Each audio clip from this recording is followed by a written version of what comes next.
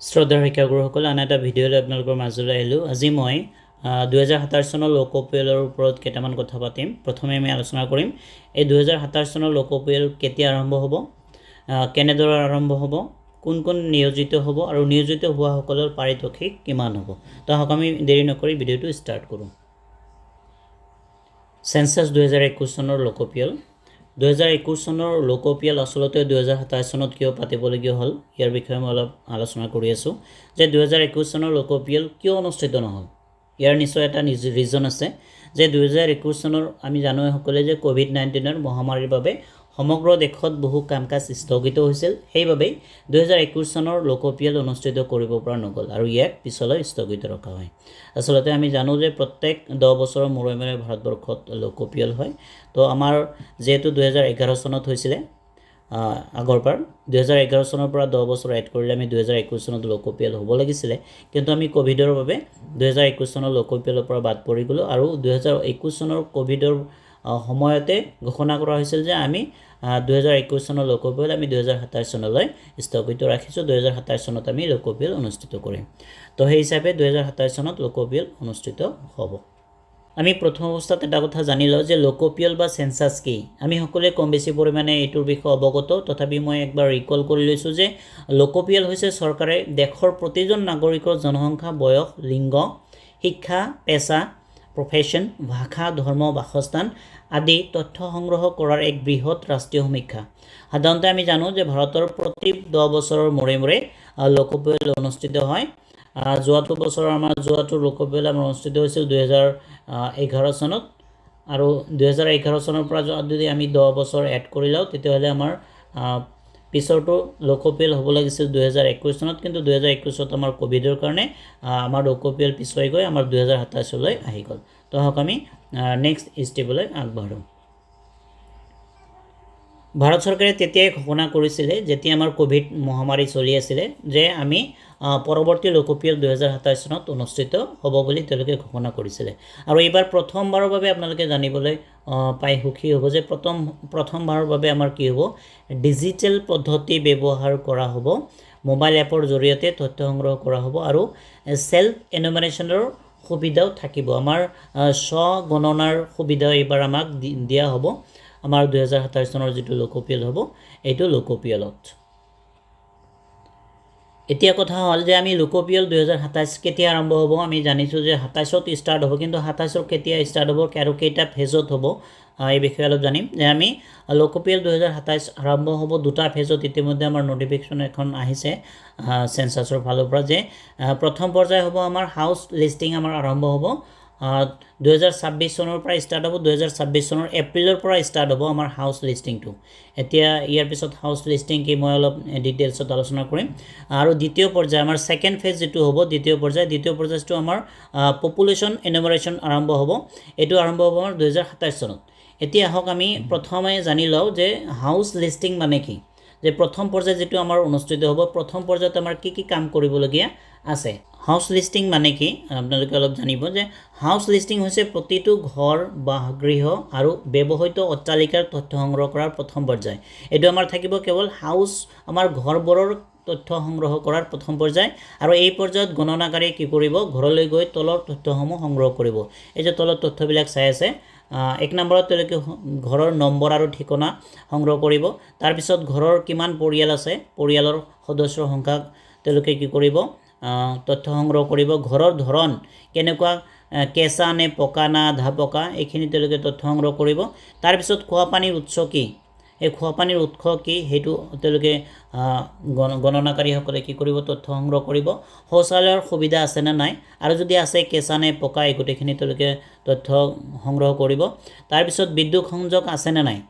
এইখিনি তথ্য লাগিব। ৰন্ধন গেছ বা ইন্ধনৰ ধৰণ কি, ধৰক তেওঁলোকে গেছত ৰান্ধে বা এই ইন্ধনৰ ধৰণ কেনেকুৱা, খৰিত ৰান্ধে বা কেনেকুৱা ধৰণৰ ৰন্ধা বঢ়া কৰে, তো সেইখিনি তেওঁলোকে তথ্য সংগ্ৰহ কৰিব। তাৰপিছত আন এটা তথ্য তেওঁলোকে সংগ্ৰহ কৰিব যে ইণ্টাৰনেট বা মোবাইল আদিৰ সুবিধা আছেনে নাই।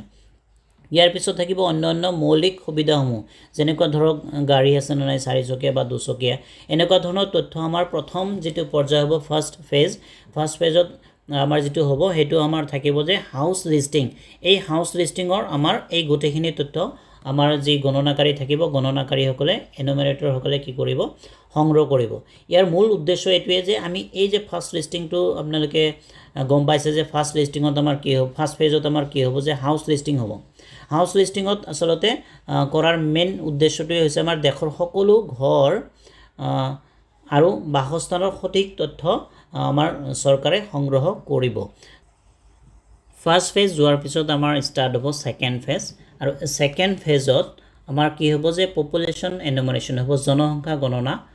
হ'ব আৰু ইয়াৰ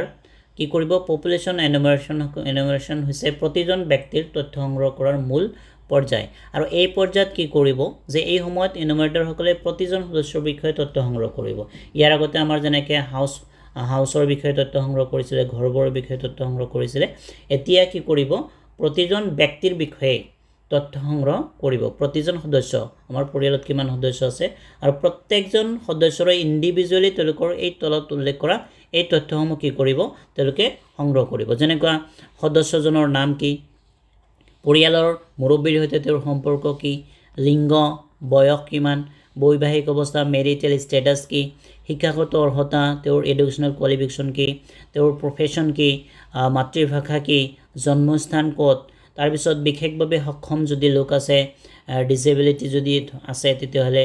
তেনেকুৱা ধৰণৰ তথ্য তেওঁলোকে সংগ্ৰহ কৰিব তাৰপিছত আন এটা কথা মন কৰিব এই যে শেষৰটো পইণ্ট যে স্থানান্তৰণ মাইগ্ৰেশ্যন সম্পৰ্কীয় তথ্য তেওঁলোকে সংগ্ৰহ কৰিব ধৰক কোনোবা এটা পৰিয়াল বেলেগ এটা ডিষ্ট্ৰিক্টত আছিলে তেওঁলোকে মাইগ্ৰেশ্যন হৈ বেলেগ এটা ডিষ্ট্ৰিক্টলৈ আহিছে তো তেনেকুৱা ধৰণৰ তথ্য তেওঁলোকে সংগ্ৰহ কৰিব এতিয়া এই ছেকেণ্ড ফেজৰ যি তথ্য সংগ্ৰহ কৰিব এই তথ্য সংগ্ৰহ কৰাৰ মূল উদ্দেশ্যটোৱে হৈছে যে দেশৰ মুঠ জনসংখ্যা আৰু তেওঁলোকৰ সামাজিক অৱস্থা কি তেওঁলোকৰ শিক্ষাগত অৰ্হতা আৰ্থিক অৱস্থা কি এই গোটেইবোৰ তথ্যৰ এটা সঠিক তথ্য তেওঁলোকে সংগ্ৰহ কৰাৰ এটা মূল উপায় হৈছে আমাৰ ছেকেণ্ড ফেজ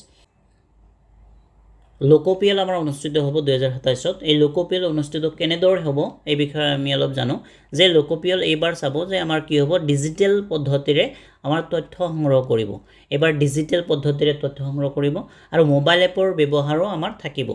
আৰু এটা কথা চাব একেবাৰে শেষৰটো পইণ্টত আছে যে আমি এইবাৰ আমাৰ কি হ'ব যে সেলফ এনুমাৰেশ্যনৰ বা স্বগণনাৰ সুবিধা এবাৰ থাকিব আপুনি নিজৰ যি তথ্য আছে সেই তথ্যবোৰ আপুনি নিজেই কি কৰিব পাৰিব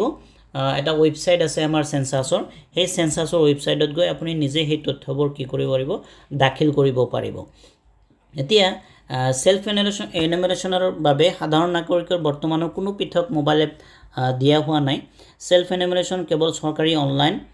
পোৰ্টেলৰ জৰিয়তেহে কৰিব পাৰিব নাগৰিকৰ বাবে সেলফ এনুমাৰেশ্যনৰ পোৰ্টেলত নিজৰ মোবাইল নম্বৰেৰে কি কৰিব লাগিব লগইন কৰি তথ্য পূৰণ কৰিব লাগে আৰু সফলভাৱে তথ্য জমা দিয়াৰ পিছত তেওঁলোকৰ এটা